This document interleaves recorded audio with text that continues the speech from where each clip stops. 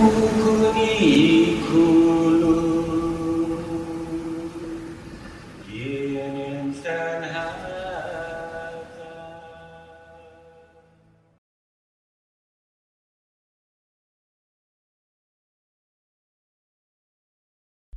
de Guajusi, Senora Emily Guerrero Sablan. I was born in the most beautiful decade of January 1950. 8 children born to Maria and Jose Sablan, my parents. Of course, we had Nana then. Nana lived with us, and oldest brother. And I'm down to the 6. I'm number 6 out of 8. So third to the youngest. My tata was notorious for doing, and he would plant a tree for every child born. My tree fell, I think, 3 typhoons ago.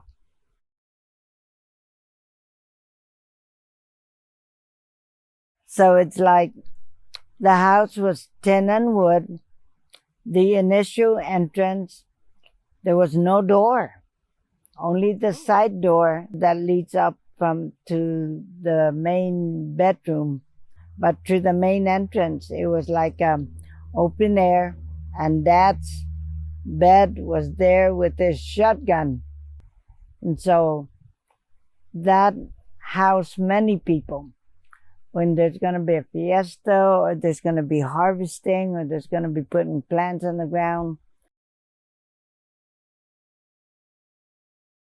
This place here, now for some reason it's called Matagwak, but I remembered my father telling friends that we live in Chaguian. And the next time I heard of Chaguian was that I came back and was involved in cultural and Chamorro studies, and I heard of the Chaguian massacre, which really heightened my attention because I said, I know where that is. I grew up in that area, only to find out just maybe 5 years ago how close it is to where the Chaguian massacre, and validated my claim, which my parents thought I was telling stories. My sister and I used to see Japanese-looking soldiers hiding behind banana trees with their funny-looking hats that had flaps, cloth-like flaps. And Nana said, stop fibbing, stop telling stories. But we were not telling stories. We really saw the soldier-looking people up here. We didn't know they were Japanese. I know that now, but we didn't even know there was a war. How recent.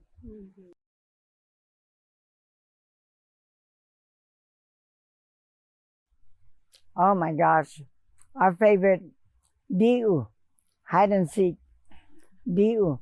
Because you can hide just about anywhere, and you can camouflage yourself into a tree by breaking a tanang tangan and just put it over your head and don't move. Diu is one of them.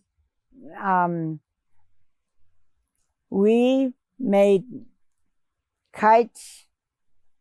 We made kites from newspapers and use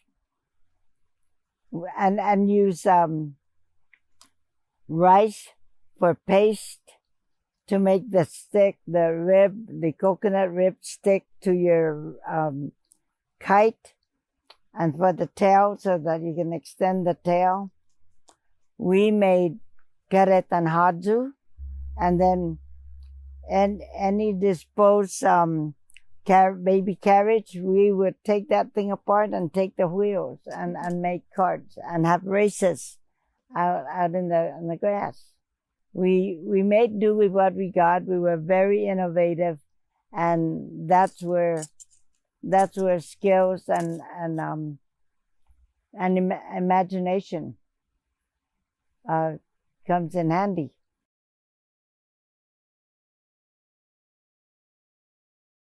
During harvest time, one of the ones that I loathed was Dad would grow some corn, but that's only for our consumption.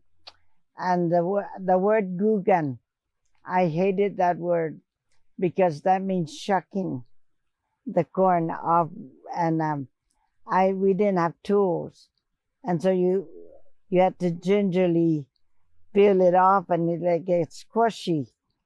But watching the corn, people who lived in ranches would know what I mean by mamulan mais. Mamulan mais is watching the corn, watching it how after it's shucked and put out on a mat on the ground, on the mat only for the corn. We cannot sleep on that mat. That's only for the corn. And we have to watch the crows, the black crows, the sali, the other birds that would come to try to eat it. And so we would be set up with a little camp with our dolls and stuff, and the corn would be out there. And we have a pile of rocks or a stick, so that when they come, we just throw it at them or get up and boo them, so shoo them away. That was the chore for children. Watch the corn. And it was the most boring thing because you just sit there and watch the corn. And Nana would be doing something, but that was the chore during harvest time. Not much. Oh, and then after harvest, when we're trying to grow new crops, would be the halak. Halak means weeding the plot of invasive plants or weeds. Yep. So that was it. Simple. Yep. Oh, the first and foremost is knowing how the earth, the ground, can feed you. If you plant it and you water it, or with the good graces of nature, you will have something to eat. And I used to hear my father in the 60s would say, Taja tataw sinanyalang binigi tanota. And that means there is no person that can ever go hungry here on our island. And that's true. The earth will take care of you if you take care of it. That's simple. And just the joy of having somewhere else to go other than the house, and you go and you really, so to speak, sow your wild oats. You can be crazy and run amok at the ranch that you cannot do. You can't scream in the village because somebody will tell on you.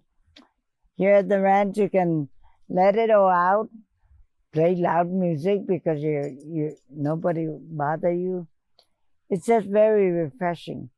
Life was like no other, and at where I'm at with age,